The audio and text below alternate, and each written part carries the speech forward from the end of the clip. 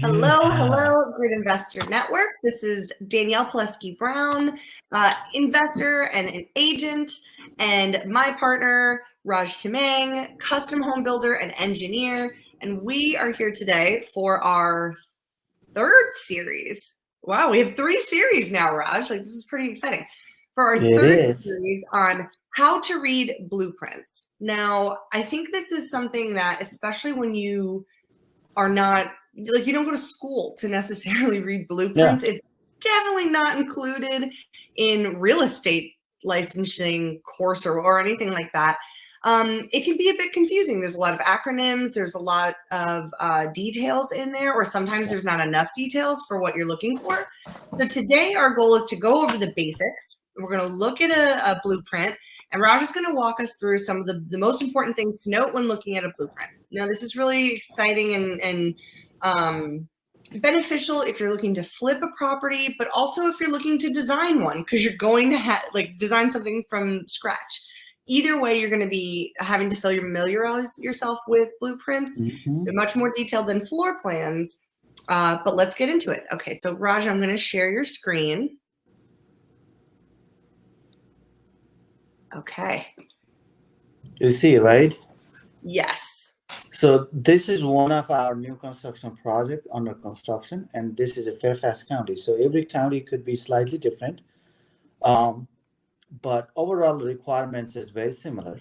So I'm gonna click on this. So if you look at this one, you see Fairfax County new building construction permit, building permit. So this also, you'll see the same thing. If you're doing renovations, you have to get a permit, building permit. Yeah. Then trades, right? So this is just the building permit. You have to remember, for electrical, plumbing, gas, you have to get separate trade permits. So this is what you will see. So in here, you say building permit, new single family dwelling, versus if you are doing additions or renovation, you will see that. Got it. And you'll see all of this, right? So this is a building permit. But then, remember, we talked about this one. When you have a new construction, you have to have a land disturbance permit, which is a grading plan. So there's a 2 separate ones. So for the same project, I have this land disturbance permit for the same address. So which is grading plan. So I have this grading plan too, but grading plans are a little bit more detailed and more technical. So we're not going to talk about that now. So if I have a time maybe a down different the road, day. we will, right? But this is a whole complete set of grading plan for a project, new construction project here in Northern Virginia. So if you, Fairfax County. So if you look at it, you'll see all this, the first page is mostly the cover page, all the technical data we don't have to know. Those are the calculations civil engineer need to provide to the county. So make sure all that. The purpose of the grading plan is mostly stormwater management, right? That's something you have to remember. That's the main thing. When it's raining, all that water coming from the sky, how do you manage? Yeah. So like this week has been one of those weeks, right? Like there's been a lot. I had one developer who bought a property in Winchester, or not Winchester, but like Fauquier County, and there's a whole stream under the house right now. There was over 12 inches of water in the crawl space this week. And he was, the rain has been kind of crazy. So stormwater management. So let's go into the details about that and what you're going to see on the blueprint. Correct. So these are all grading plans. Second page, you see this will basically show the existing layout of the house, because this project is demo existing house and build a new house. So it shows the existing layout of the house. Then it shows the new proposed layout. So basically it will show the boundary line, property, how big it is, what the setbacks are, all that information is here on the second page, including the building height. See, right now you'll see it's going up. Right now the screen is slow. So you'll do building height. So this is the mean roof height in Fairfax County, especially in our area. The mean roof height has to be 35 feet. So this is 28.31, so we're good. Awesome. Okay. So that's the bottom right side of the page. bottom right side for the, again, not all civil engineers are the same. This is how my civil engineer put together information, you know.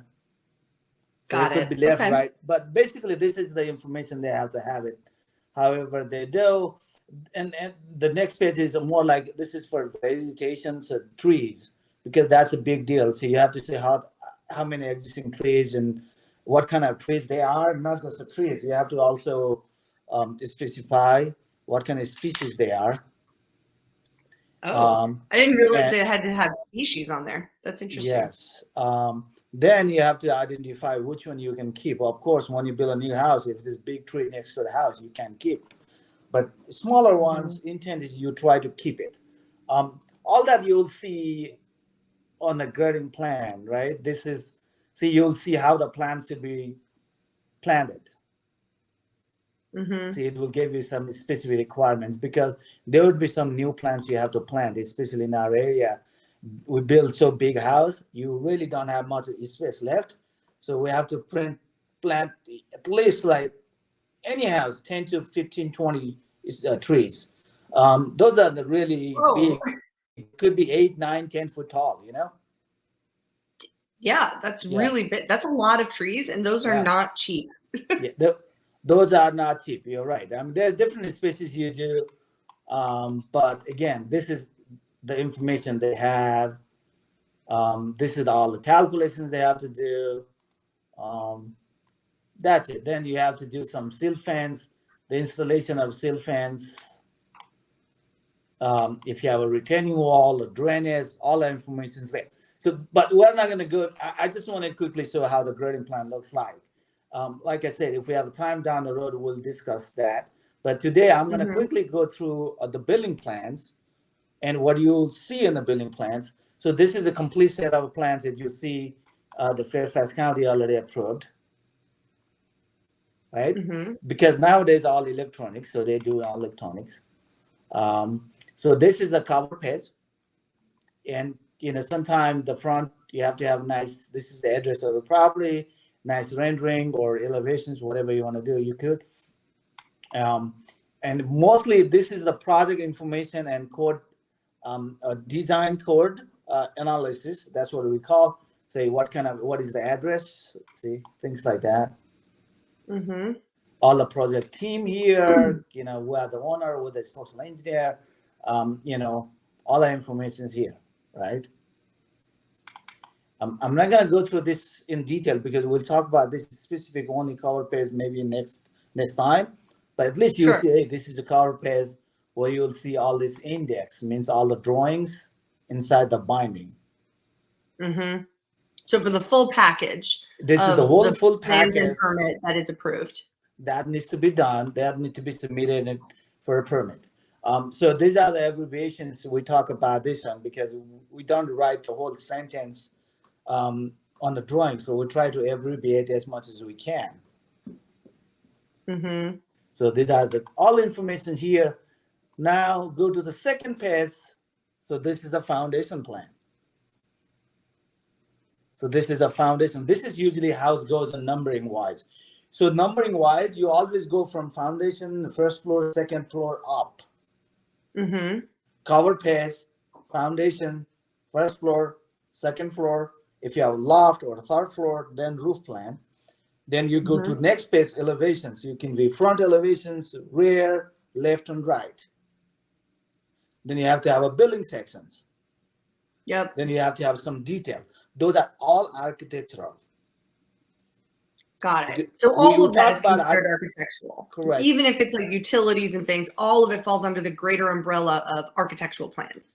Correct. So this is what happens. Some of the, for example, when we build new house in Fairfax County, we don't have to submit any MEPs with the electrical, plumbing, SBH. We don't have to submit anything, which is good. Yeah. But if you go in DC, you do. So it depends. So here, this is the Fairfax County. You don't see anything electrical layout or plumbing or gas. You don't see anything. Just strictly architectural plans, elevations and sections, because that's what we needed. Yep. Okay. Got it. So this is the basement plan, right? This is the first floor plan up. So We'll talk about that details later. And it includes also exterior spaces, right? So like if you have an entrance to a deck from your first floor, like all of that is included in that plan, right? Correct. Anything, you don't see anything site related. Like if you have a patio, retaining wall, those things is not here. Concrete patio. But if you have, deck or front porch or back porch, sunroom, all that has to be here. Yeah. If you have steps going from, let's say you have a patio or porch from the first floor going down to the basement, all those has to be there. But mostly anything retaining walls it's not a part of the building. They call it site structures, which you have to get a separate permit in Fairfax County. Got it. Okay. So this is second floor plan. Then we see a roof plan, right?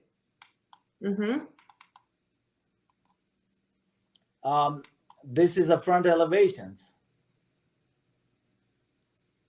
So this house is, as you see, this is a flat roof, very modern home, contemporary. Yeah. But information is the same. Doesn't matter you have a contemporary home, traditional home. You have to have all the plans and elevation sections. But this is how you see. Basically, on the front elevation, you have to see all the dimensions. You have to put all the dimensions here. Means heights. In the floor plan, you will see anything horizontal dimensions. In the horizontal plane, you will see on the floor plans. Anything in vertical plane, like elevation sections, you have to show in elevations and sections. Vertical heights, right? So that's what we're showing here. Got it. And you'll see if you have a stone or a stucco, all that is here. So you're noting materials, or all of the materials are noted on these architectural plans. Yeah. So material selection is already probably been discussed as part of your client, or if you're flipping a property or building the property, that's something to note. Like you're not going to pick that later. Some of this has to be included now, especially on things that are included in the structure. Correct. And also, this is the deal. You get a permit for siding, then you decided to do maybe stucco. Maybe it's okay, but you have to remember you're showing siding. You design the whole house structurally siding. Now you want to do brick. Oh, that's not going to work. So yeah. So there are some minor things you can make changes. Instead of regular siding, vinyl siding, you want to do a hardy siding. That's okay. It doesn't really affect. If you want to do, this is stone, you'll see a stone. These are thin stone. So they are okay. But if you want to go really stone, like 4-inch stone or 5-inch stone, yeah, you can't. Because for the stone and brick, you have to have a layers. Your concrete foundation wall has to be thicker, So all that has to be done in the design phase, but especially this siding or, thin veneer, stone or brick, you can change it. It doesn't have to be 100% like this. The county is not restricted to it. Got it. So these are the elevation sites. As you see, we have all these hardy siding, cement board.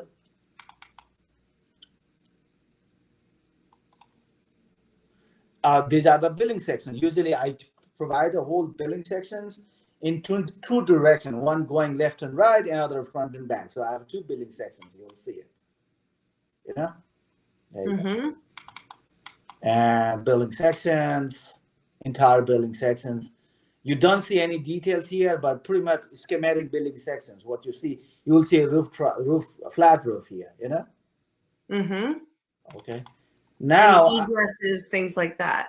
Correct. So it depends what you cut a section. But for this, what kind of finishes you have, what kind of material is, I have a block detail like this on the second page. This is how we call out, like that. If you have a floor joist, OSB, 2x6, 2x4 insulation, all of that. Yeah. Got it. These are, again, only architectural. Like if you were looking at this, excuse me, for the first time, and you wanted to figure out like, what is this house made of? Where is it going to sit on the property? What size footers is it going to have? Where's the staircase located? All of that is included in here. It's not It has general. to be on the very building set. Yeah, specific. permit set. Very Yeah. specific. So your Okay. location of the house in respect to your lot, how big, those things probably you have to look at grading plan. Grading plan will tell you, oh, this is your property, this is your property line, and this is the house. The location, Mhm. exact locations, and setback.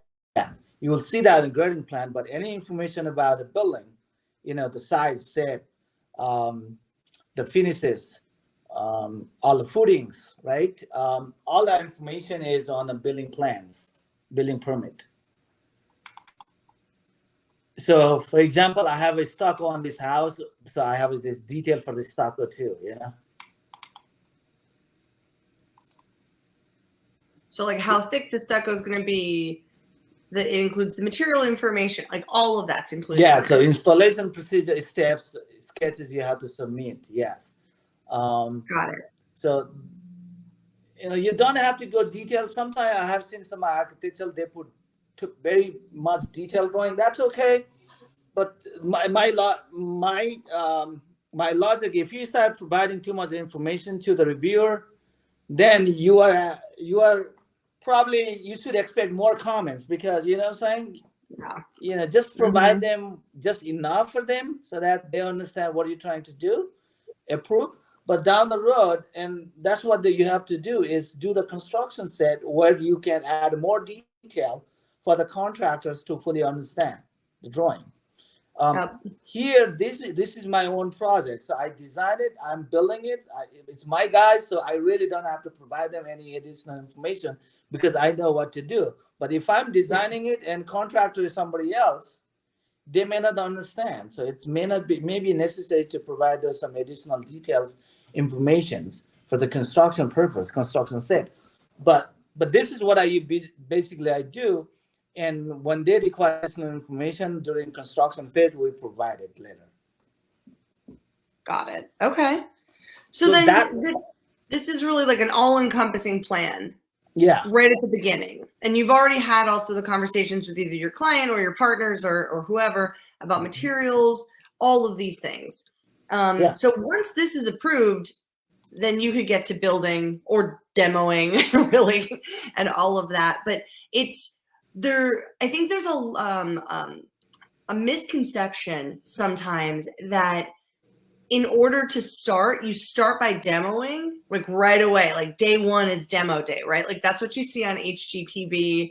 And that's what some people think happens. Or like the day one, you just knock the house down. Like it's a lot more, there's a lot more to it. And there's a lot more steps prior to really any work whatsoever happening. And that includes demo. So having like a really concrete idea of like what you have to create, what plans do you need, what is your design, what materials do you plan on using, all of that happens before you knock anything down. And it's not like HGTV. So I think that's one of the biggest takeaways from this is that there's all of your planning. By the time you're building, you should know what you're building. And you will have to also have what you're building approved in order to get started.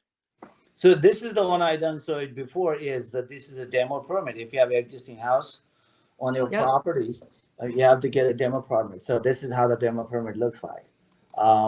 Now, so whole part of the building permit set, we talk about only architectural plans. Now your structural starts. Because structural is the structural elements. We talked about this one before. Your footing, foundation, framing, beam, columns, headers, trusses, floor system. All those are structural drawings. You don't see those information, the size of those structural elements. You don't see on architecture. You have to refer to a structural. So this is what you see. The starting point for the structural set. First page is a general structural note. Some of the notes you will see. We talk about this one later, but this is the general notes to talk about the design code requirements, loads, what kind of design loads you have to consider. All the information is here. Okay. Awesome. Now, this one is called foundation plan. So there's a little bit difference between the foundation plan and basement plan, because you saw before is the basement plan that shows the layout of the basement. But the foundation plan is also a basement plan, but it shows mostly, you don't really see the layout of the space of a house, but anything structural element, you'll see concrete walls, you see where the columns are, where the footings are, where the bearing walls are. All the information is here. If you have a concrete wall, what is the size of the concrete wall, how thick they are. For example, I have a note here saying, okay, if you have a concrete wall, I have 8-inch thick concrete basement wall with all the rebar, reinforcing vertical or horizontal rebar you have to specify. Then what kind of footing you are using, and it's sitting on a concrete footing. So the 26-inch wide by 12-inch deep concrete footing. So all the information is the structural information you'll see on the structural drawing and foundation plan. That's what we do. Some of the structural engineers, they might have it in a different place, but this information needs to be there somewhere, right? Yep. Sometimes they have a section. So I'll give you an example. So all this is a foundation plan. I have some of the typical detail of how the deck footings needs to be poured, how the top of the deck framing needs to be connected. These are all some typical detail, but I'll show you. So then you'll see like building sections. So building like this, right? See? These are a little bit more detailed. Talk about that later, but this is a concrete wall. You have a footing here. It will tell you how to lay out the rebar, how thick it is. All that information is here. Sometimes, like I said, the footing, we don't know how wide the footing is because I specify that information on the foundation plan. Some engineer, they specify that information here on the section. Yep. So it's a different, but all that information you need to know before pouring foundation, how wide, how thick, how many reinforcement rebar, number 4, number 5, number 6 bar, which bar you're using, what's the spacing. All that information needs to be on the structural drawings. Yeah. So then next one is called framing above. So from the foundation, you're going to the first floor framing. So you'll see anything on the first floor framing you need to do on the first floor framing. You will see all the beams, steel column, beam, whatever you have, that information is here. Beam side, if you have wood, I'll just give you an example. So on this house, I have a steel beam, W12 by 50. So that's the size of the steel beam. And they are supported by the columns on each side. Or also here on this side, you see B314. And then you see this sign it's mean flush. It's not drop, because beam, either you have to drop below joist or you have to flush with the flush system. You have to specify. So this means that you are flush.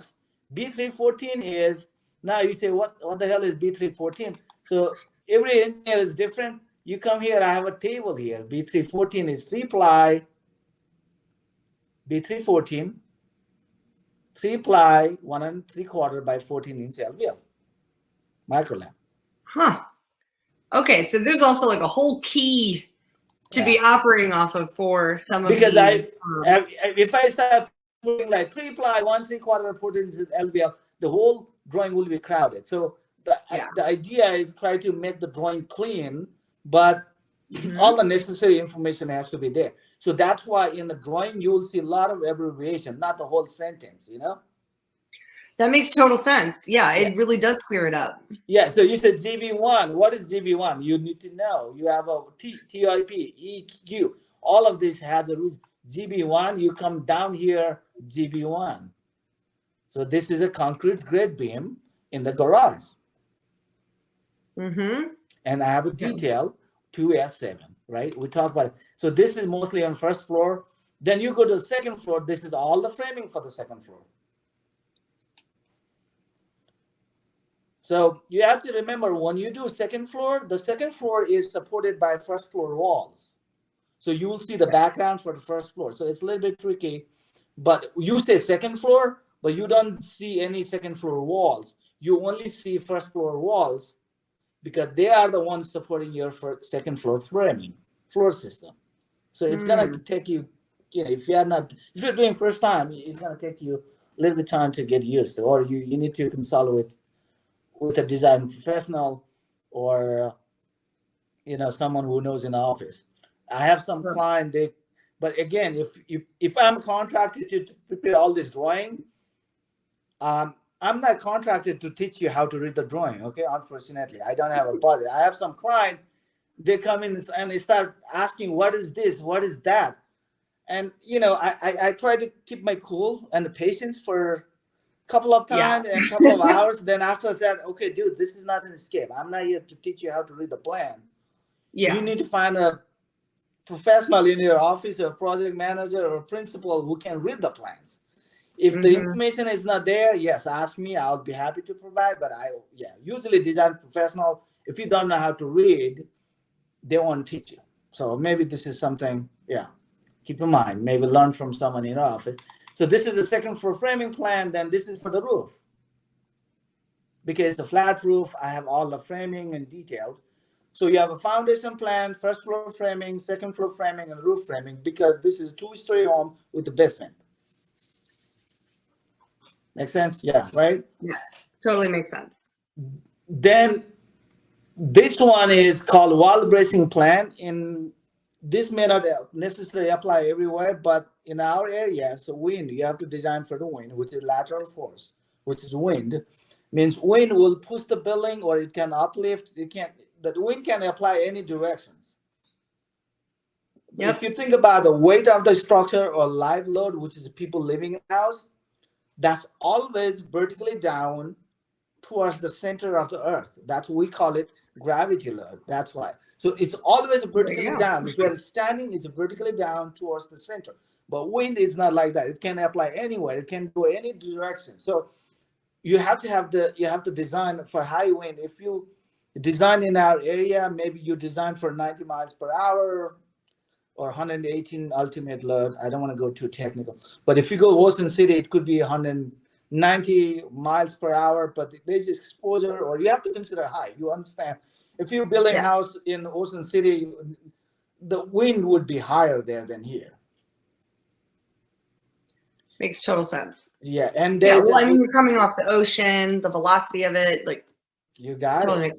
Exactly, because that's a different call. I'll talk about that later. But when let's say if I have a big water pond, really big one, you'll see more wind pressure if you build a house next to it. But if I build a house around here, it's a lot of obstruction also. If you have if in the city you're building a house, a lot of obstruction. There is no direct heat, right? But if you go to a countryside, you just have your house in the mountain. There's no obstructions, right? The wind will hit. Yeah, so those are the factors you also have to consider in design.